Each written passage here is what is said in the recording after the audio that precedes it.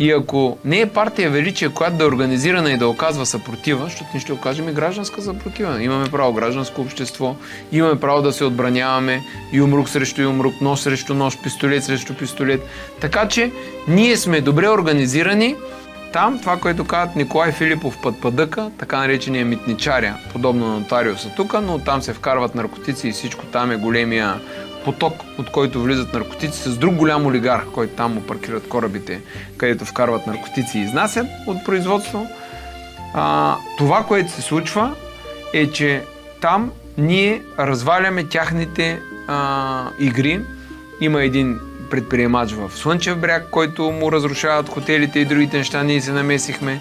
Има един земеделец от Ружица, при който се намесихме, и на много други места. Ние им разваляме, така да кажем, ръхатлъка до момента, където те са си грабили и са мачкали всичко.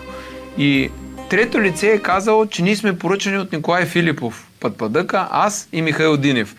Тая заплаха вече е по-опасна от тези, които получаваме по имейл, но по-важното нещо. Аз имах лично оръжие, имах право да се защитавам, защото полицията не защитава хората.